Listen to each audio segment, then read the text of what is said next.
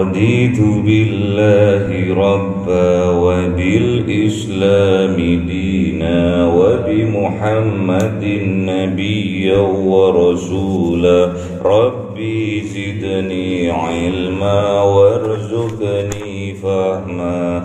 Liridaillahi ta'ala, lihidayatillahi ta'ala, lirahmatillahi ta'ala, li syafa'ati rasulillah, wa bi barakatil muallifil hadzal kitab. Al-Fatihah. A'udzu billahi minasy syaithanir rajim. Bismillahirrahmanirrahim. Alhamdulillahirabbil alamin, arrahmanir rahim, maliki yaumiddin. Iyyaka na'budu wa iyyaka nasta'in. Ihdinas siratal mustaqim, siratal ladzina an'amta 'alaihim ghairil maghdubi 'alaihim waladdallin. Amin. Faslun utawi iki iku fasal. Wa min syurutis sholatil wudu'u wa furuduhu. Wa min syurutis sholah lan iku setengah saking piro-piro syarate sholat. Al wudu'u diantaranya utawi wudu', wa furuduhu utawi piro-piro farduni wudu. Jadi syarat sholat diantaranya, syarat sahnya sholat diantaranya harus bersuci. Diantaranya bersuci yaitu wudu. Wa furuduhu sittatun. Adapun fardunya, rukunnya wudu itu ada 6. Dia harus hati-hati, harus betul-betul dipahami bahwa furudnya wudu itu ada 6. Al-awwalu, yang pertama, niyatut thaharati, niat untuk bersuci. Al-awwalu utawi kang dihin, niyatut thaharati iku niat sesuci, lissolati kerono salat. Jadi yang pertama adalah niat untuk bersuci, lissolati karena mau salat, bil qalbi kalawan hati. Jadi niat itu dengan hati. Kalau dilafalkan Pak, sunnah. Nawaitul wudu'ah li raf'il hadasil asghari fardhan lillahi ta'ala. Itu sunnah. Dilafalkan sunnah, namun niat itu berada di dalam hati. Kenapa kok dilafalkan? Membimbing hati supaya lebih khusyuk, supaya lebih fokus terhadap apa yang mau dilakukan.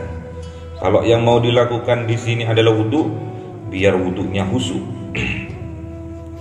Au ghariha minan niyati, utawi niat liyani niat toharah saking piro-piro niat.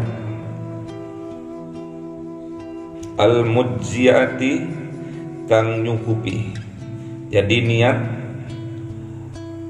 yang pertama adalah niat karena toharoh, niatnya untuk sholat. Atau boleh niatnya bukan toharoh, selainnya itu apa? Niat wudu, boleh.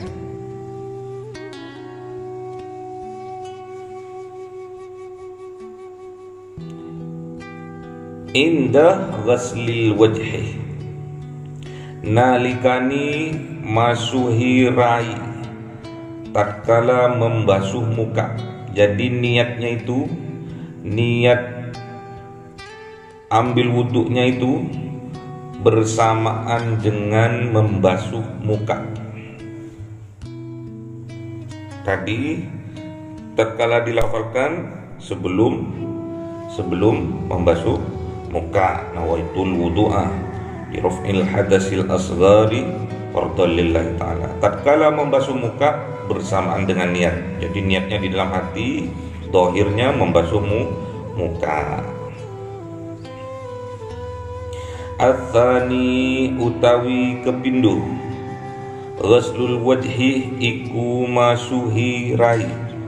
Jadi rukun yang kedua yaitu membasuh wajah, membasuh muka.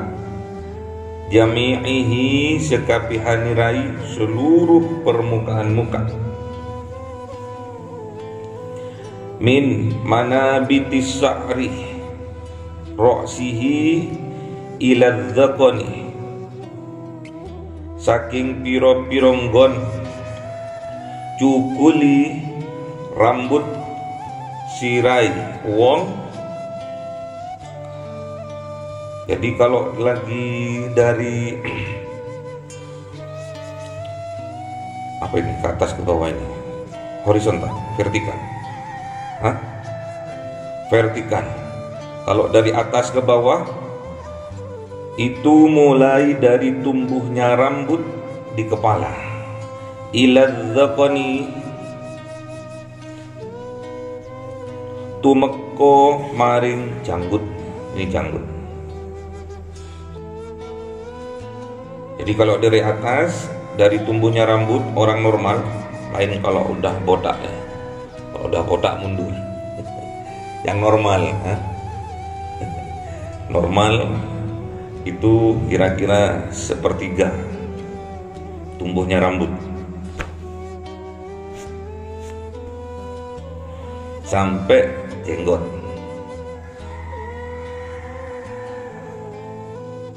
Itu secara vertikal. Wa minal udhuni ilal udhuni, ini secara horizontal. Dari lan saking kuping kanan ilal udhuni, tumeka maring kuping kiri, kiwa. Jadi dari kuping kanan sampai kuping kiri, ini secara vertikal. Horizontal. Horizontal. Kalau miring, ini loh, dari pendilnya ini loh, pendilnya apa nih? Kuping ini loh. Dari pendilnya kuping ini sampai pendil ini.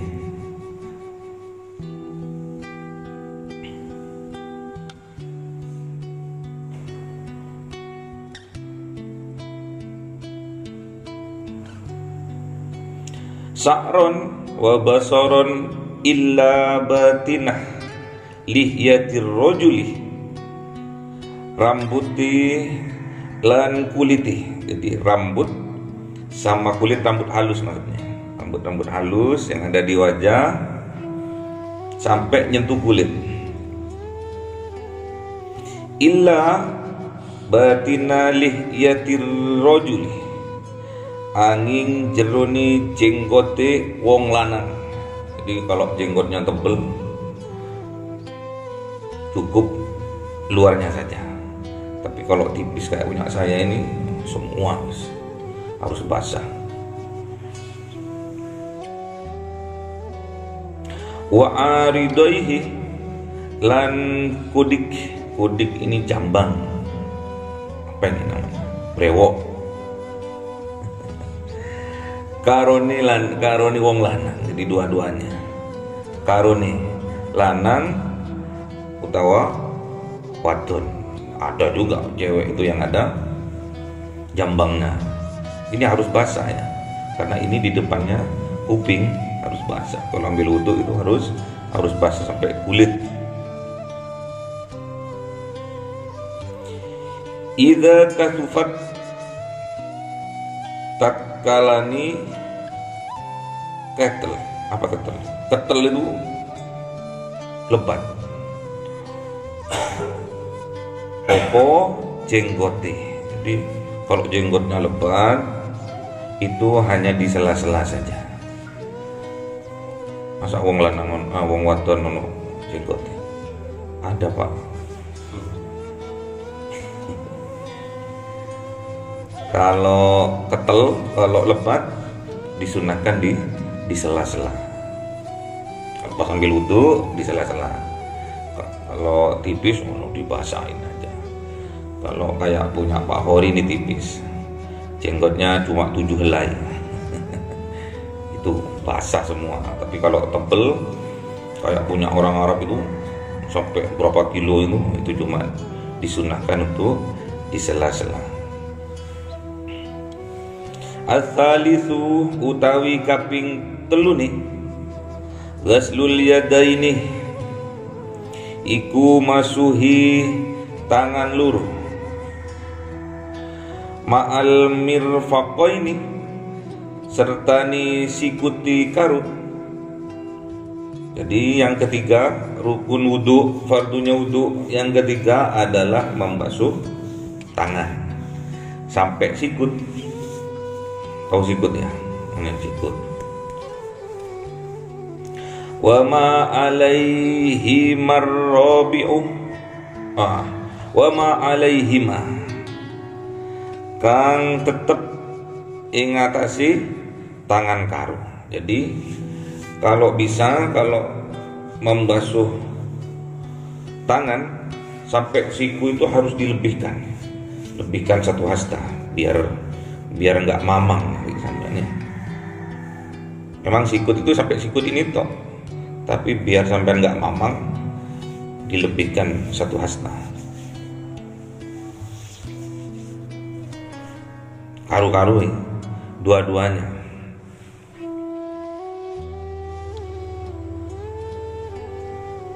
Wajibnya membasuh 1, 2, 3.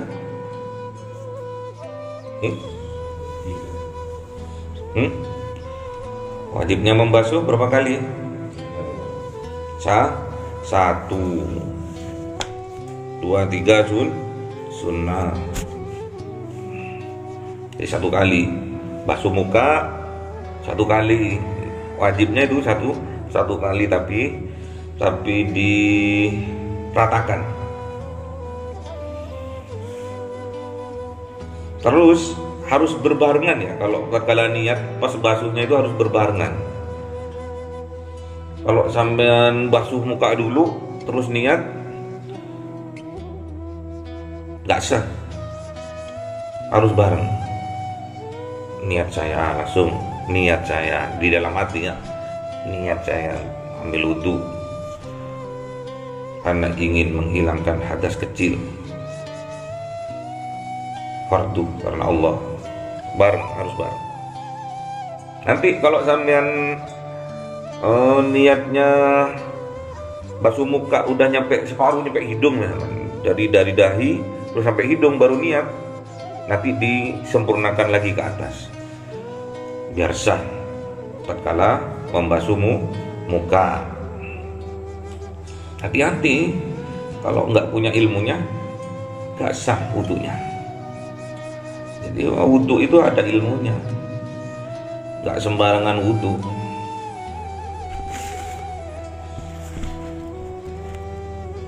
Harus belajar biar punya ilmunya. Jadi syaratnya diterimanya amal itu ada 2. Yang pertama harus punya ilmunya sesuai dengan tuntunan Kanjeng Nabi. Yang kedua harus ikhlas karena Allah. Itu syaratnya, ikhlas dan sesuai dengan tuntunan Kanjeng Nabi. Syarat amal supaya diterima oleh Allah. Gak sembarangan ambil wudhu kecak-kecok terus sholat, nggak diterima. Karena syarat sahnya sholat itu adalah wudhu suci. Ar-rabi'u utawi kaping 4 mashur roksi iku ngusap sirah. Ngusap sama membasuh tidak sama. Tadi membasuh itu ada tekanan. Kalau mengusap ya diusap saja.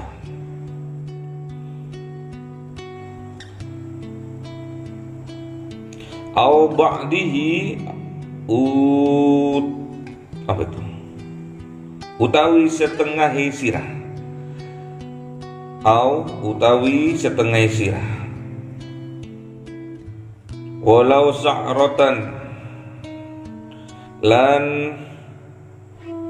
senajan rambut siji. Jadi misalkan orangnya botak, rambutnya cuma cukul situ, ya diusap.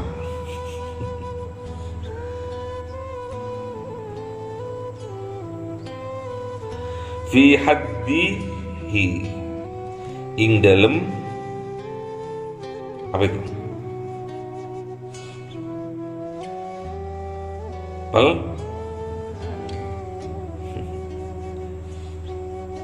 Di dalam batas kepala maksudnya itu. Fi haddihi, di dalam sekitar kepala.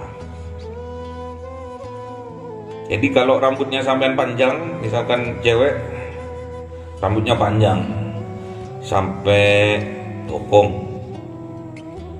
sampai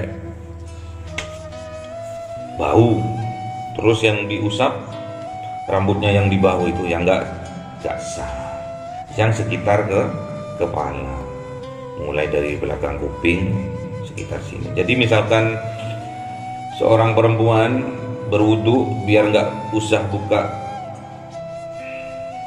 penutup rambutnya, cukup ambil di belakang kuping, diusap di belakang kuping, bisa nggak usah dibuka, nggak usah, cukup di sini aja, sekitar kepala, pokoknya bagian dari kepala. Di luar itu misalkan rambutnya, kalau laki-laki kayak Om Heri itu rambutnya panjang sampai punggung, terus yang diusap ujung rambutnya yang nggak sah, sekitar kepala, bagian dari kepala. Di sini belakang kuping itu bagian dari kepala.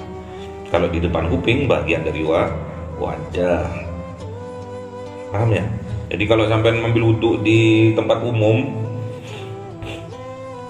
sampai itu cukup, yang perempuan cukup di belakang kuping ini diusap rambut ini sudah sah.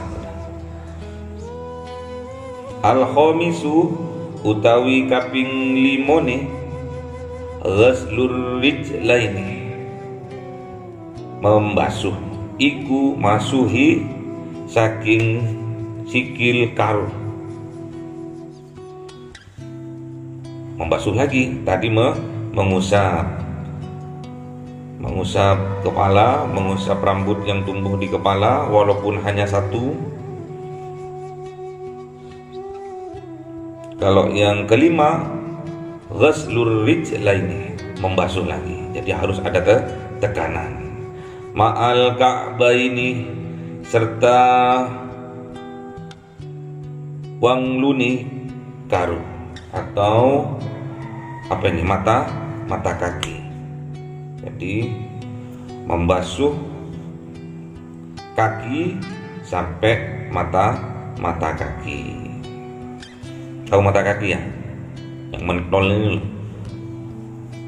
Luar belakang, luar dalam, yang mentol ini namanya mata kaki. Biar lebih afdol, biar nggak setengah-setengah, harus di atasnya mata kaki satu hasta. Jadi diusap, bukan diusap, dibasuh, ditekan, takut airnya tidak masuk. Makanya disunahkan sebelum kita ambil wudhu, cuci tangan, cuci kaki dulu, takutnya ada debu yang nempel. Harus juga basuh muka dulu, disunahkan sebelum ambil wudhu, cuci muka dulu, takutnya ada tinta yang nempel, yang mudah mengering. Ada apa lagi, isolasi, sampai bekerja di kantor pos harus ada isolasinya nempel, nggak terasa airnya nggak masuk, nggak sah wudhunya.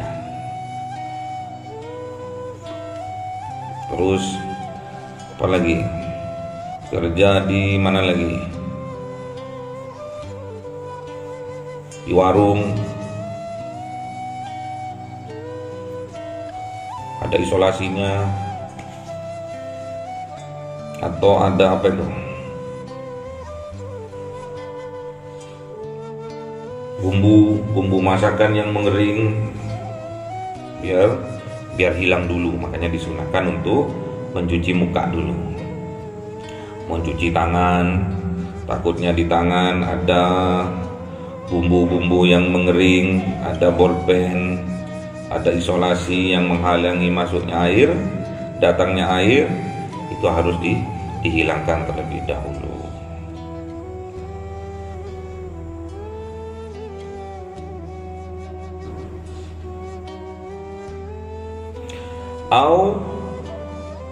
Ini bagi orang di Arab biasanya, kalau orang di Arab tuh kalau mau musim dingin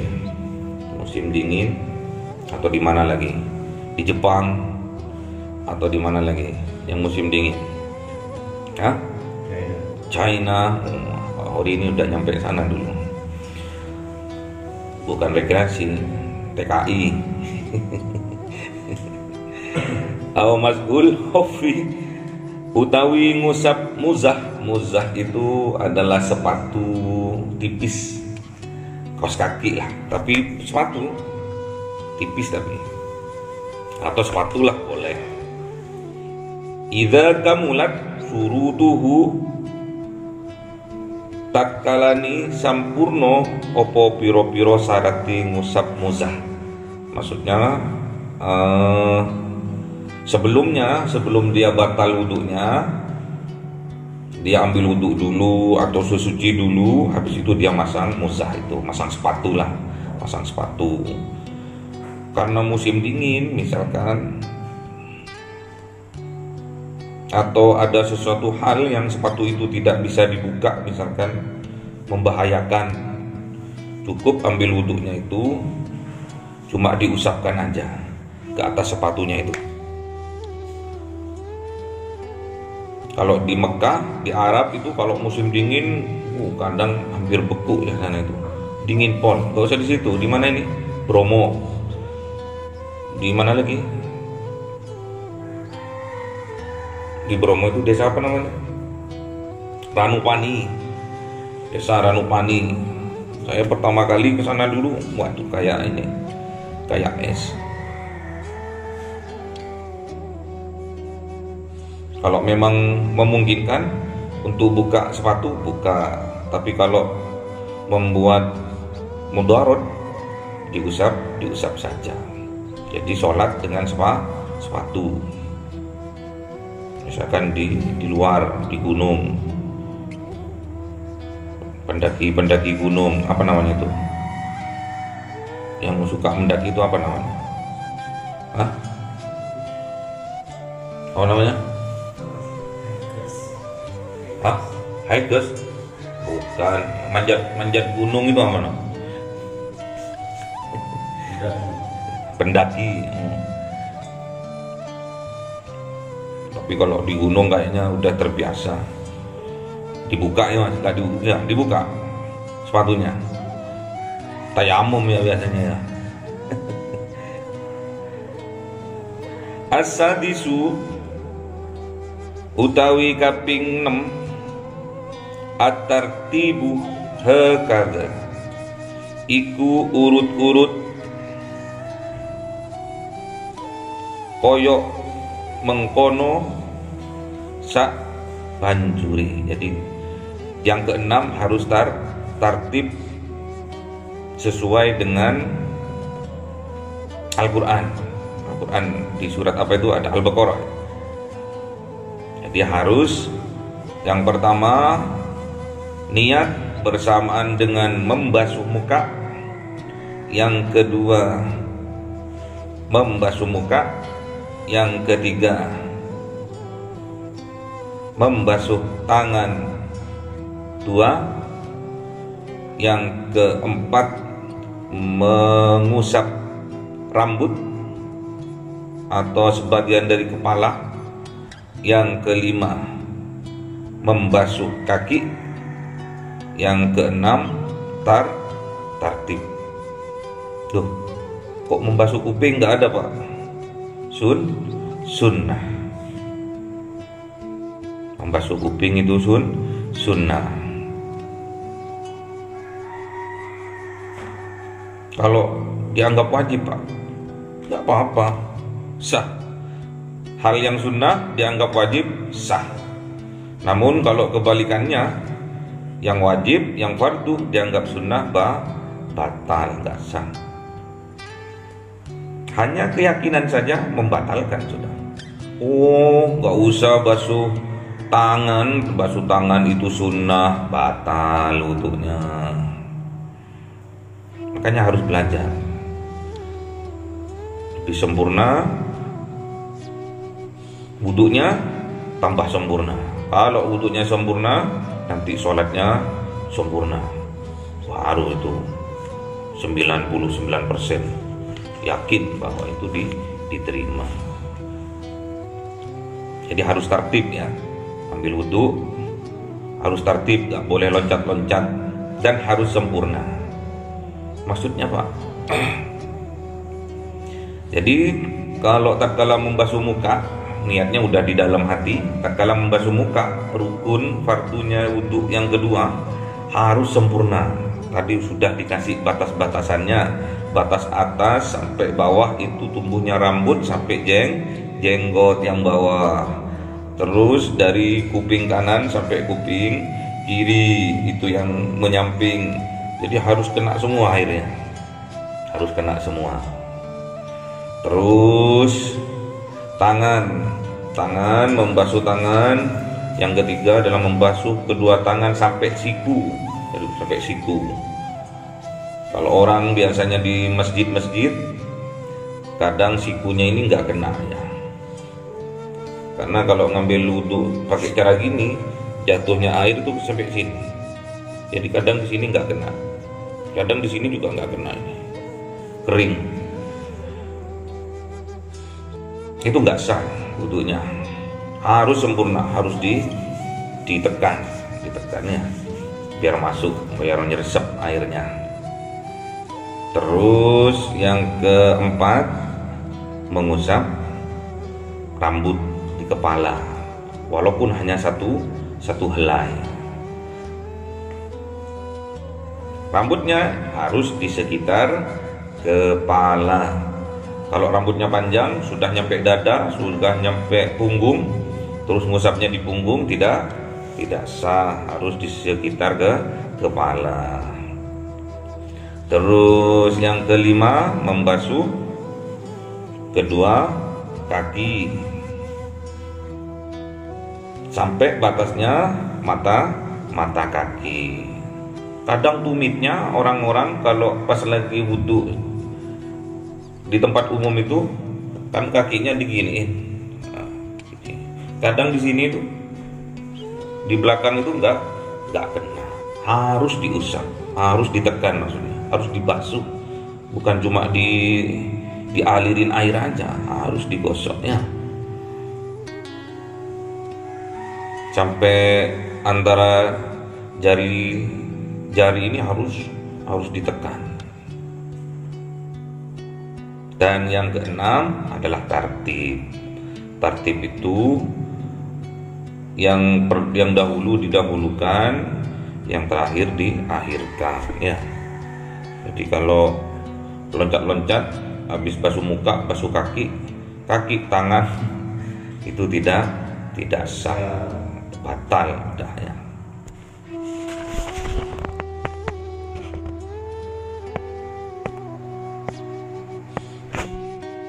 Lanjut, berapa?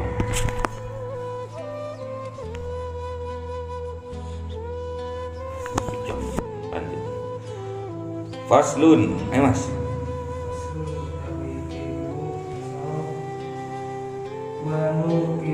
Apa?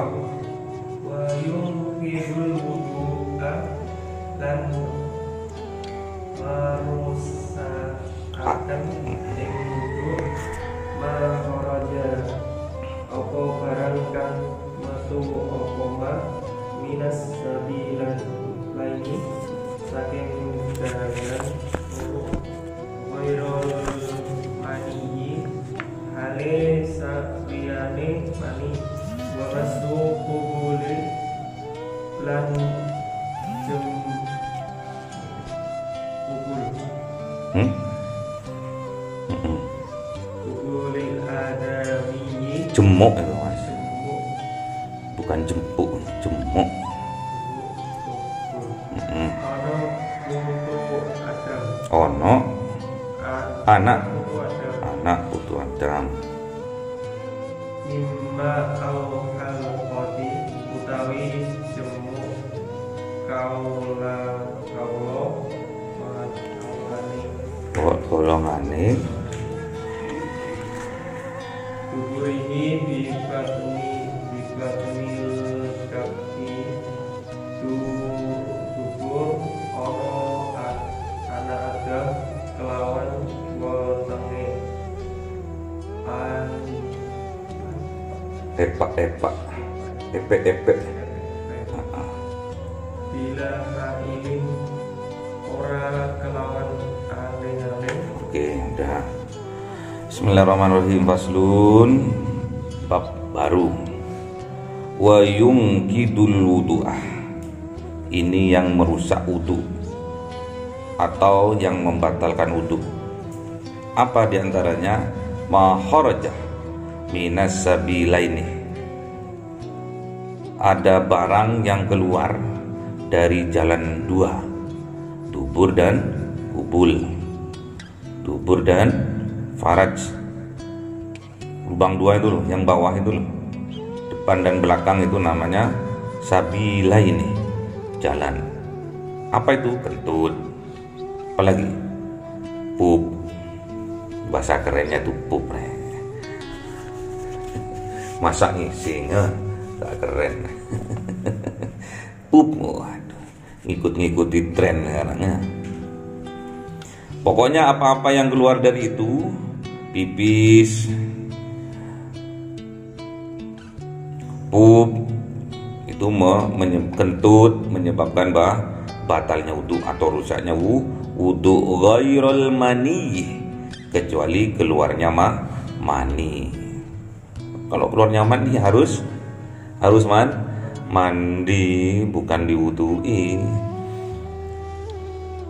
Memang nggak batal wudunya, tapi harus mandi, sama kayak batal wudu juga. Karena nggak boleh orang yang keluar mani, nggak boleh pegang Al-Quran juga, nggak boleh sholat juga.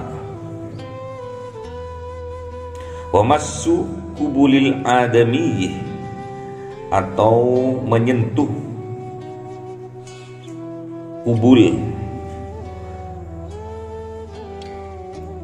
kubulnya anak Adam. Kalau laki-laki manu ya. Kalau perempuan faraj. Au kholqati duburihi, atau menyentuh sekitar dubur, depan dan belakang disentuh, bibatni, dengan perut kafih, perut telapak.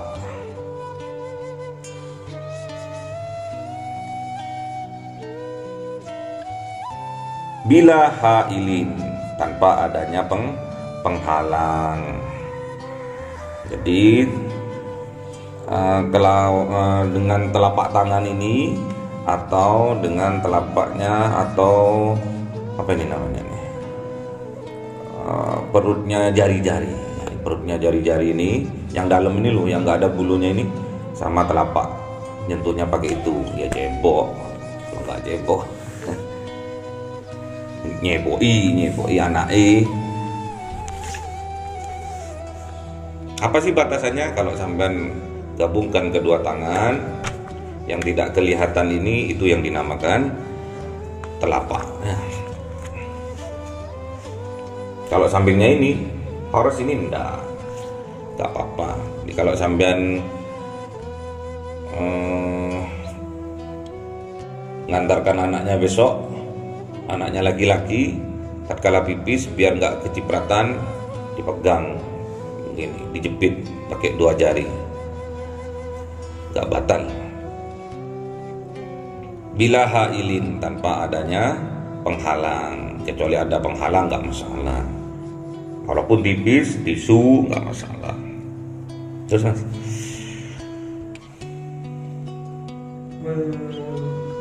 Walamsu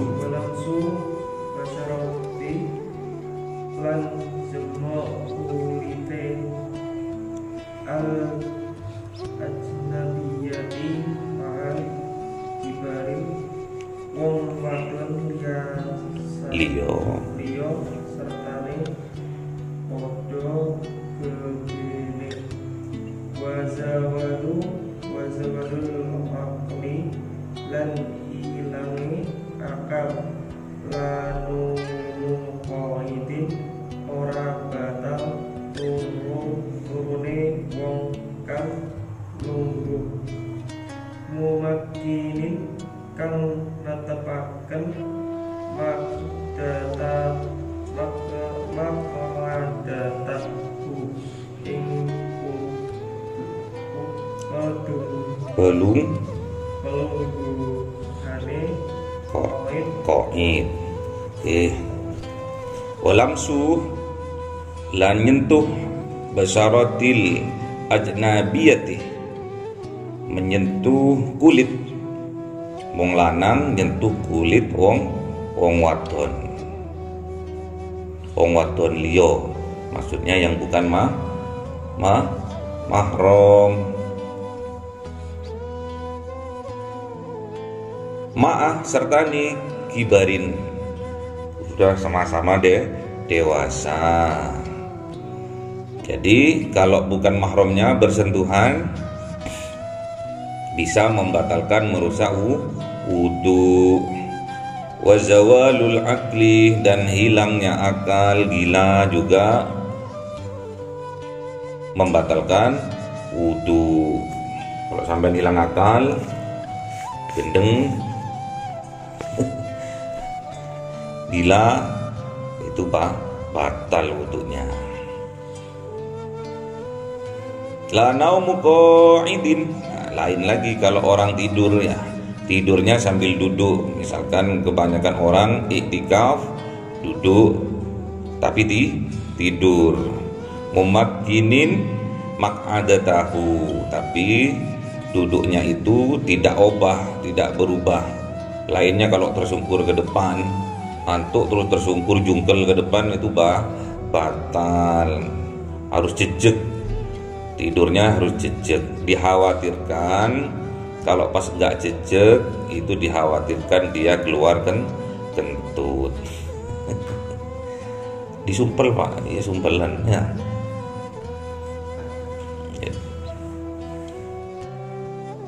Jadi ini hal-hal yang dapat merusak wudu. Yang pertama, keluarnya barang dari jalan dua, depan dan belakang. Haid juga, nifas juga, pokoknya yang lewat dua jalan itu, pipis juga. Terus menyentuh kemaluan, terus menyentuh dubur dengan telapak tangan dan jari, itu bisa membatalkan wudu kalau itu tidak ada penghalangnya.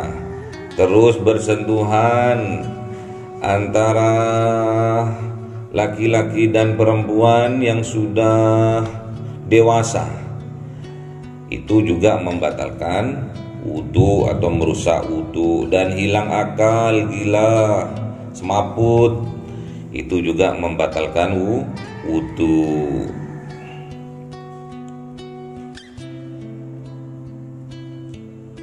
Yang membatalkan wudu apabila bukan mahramnya.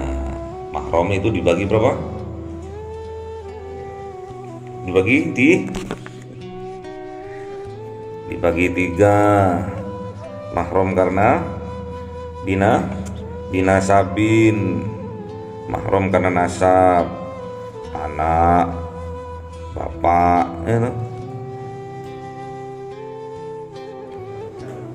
Ada juga pernikahan bil musoh roti, karena pernikahan. Juga kenapa lagi? Satu lagi, bir ridho ati, karena persusuan, jadi satu susu. Jadi misalkan dulu Kanjeng Nabi waktu kecilnya memang kebiasaan budaya orang Mekah dulu itu disusukan. Nah, jadi yang sesama sesusuan dengan Kanjeng Nabi itu mahram.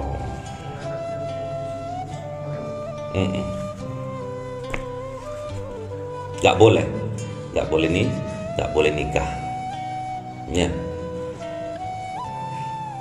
Ada juga banyak. Oh, mahram gak boleh dinikahi.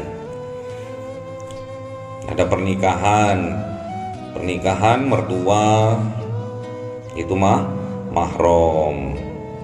Ada juga misalkan nikahnya duda dan janda, sama-sama punya anak, itu juga anaknya itu juga jadi mahram. Ya. Nanti anaknya kan itu kan bukan hasilnya suaminya, Pak, hasil suami yang dulu misalkan. Tetap karena sebab pernikahan itu jadi mahram. Jadi nggak usah khawatir sampean nanti dibedakan, anak tiri dibedakan, nggak boleh. Sekarang bukan zamannya Siti Nurbaya, bukan zamannya itu loh, nyanyian itu loh, ibu tiri makan roti itu loh, duduk di kursi. Ibu tiri hanya cinta gitu kan kepada ayahku saja. Nggak boleh, harus sama-sama cintai, karena mahram sebab pernikahan, mahram sebab persusuan, mahram sebab nasab ke atas ke bawah, kakek nenek sampai ke bawah anak, itu ya. Jadi ada seorang ustadz dulu, nggak tahu ustadz siapa, kalau ke anak umur 7 itu sudah bisa membatalkan, salah ngaji berarti. Maksudnya kalau bukan mahramnya batal. Kalau anak udah umur 9, 10 sudah tamyiz atau sudah baligh itu membatalkannya. Kalau bukan mahramnya batal. Walaupun itu anak-anak, sampai misalkan umurnya sudah 30 tahun, terus ada anak kecil umur 15 udah baligh, terus sampai bersentuhan sama anak kecil itu, bersalaman misalkan, itu bisa membatalkan wudhu. Ya. Ada pertanyaan dulu itu waktu di masjid itu, yang satu mazhabnya Maliki, yang satu Syafi'i. Suaminya Syafi'i, istrinya dari keluarga Maliki. Kalau keluarga Maliki, kalau suami istri itu tidak batal, bersentuhan suami istri itu tidak batal. Namun kata Imam Syafi'i batal. Gimana Pak? Ya ikut suaminya, harus sami'na wa ta'na sama pemimpinnya. Gitu ya. Udah tahu fardunya wudhu sebagai syarat dari sholat ada 6, sudah paham ya. Jadi fardunya wudhu ada 6. 1 niat, 2 membasuh muka, 3 membasuh tangan sampai siku, 4 mengusap rambut di kepala, 5 membasuh kaki sampai mata kaki, 6 tertib. Terus batalnya wudhu: 1 keluar sesuatu di 2 jalan, depan dan belakang, kecuali mani. Yang kedua, memegang kubul atau dubur tanpa ada penghalang. Yang ketiga,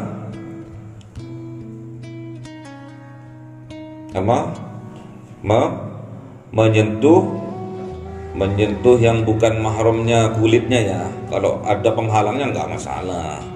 Kalau ada penghalangnya nggak masalah. Makanya perempuan kalau pas lagi tawaf di Mekah itu diharapkan harus menutup ya. Menutup kecuali wajah. Masa mau menyentuh wajah? Itu bukan menyentuh, kalau wajah itu nyubit itu. Gemes. Apalagi ada orang Pakistan di sana. Pak Hori itu kemarin itu. Terus yang keempat adalah hilang akal. Bisa karena semaput, bisa karena tidur yang terlentang, bisa karena gila. Jadi bersentuhan yang harus dijaga hati-hati adalah bersentuhan. Misalkan bersentuhan dengan siapa? Yang bukan muhrim. Nanti belajar. Yang dinamakan muhrim yang mana, Pak? Katanya ada 3 itu. 1 karena nasab, 2 karena persusuan, 3 karena pernikahan. Kalau nanti yang janda bawa anak, yang duda bawa anak, gimana Pak hukumnya? Itu nanti kita bahas untuk selanjutnya. Semoga bermanfaat. Al-Fatihah. A'udzubillahi minasyaitonirrajim. Bismillahirrahmanirrahim. Alhamdulillahirabbil alamin arrahmanir rahim maliki yaumiddin. Iyyaka na'budu wa iyyaka nasta'in ihdinas siratal mustaqim siratal ladzina an'amta 'alaihim ghairil maghdubi 'alaihim. Amin. Subhanakallahumma wa bihamdika asyhadu an la ilaha illa anta astaghfiruka wa atubu ilaihi. Subhanakallahumma wa bihamdika asyhadu an la ilaha illa anta astaghfiruka wa atubu ilaihi. Subhanakallahumma wa bihamdika asyhadu an la ilaha illa anta astaghfiruka. Assalamualaikum warahmatullahi taala wabarakatuh.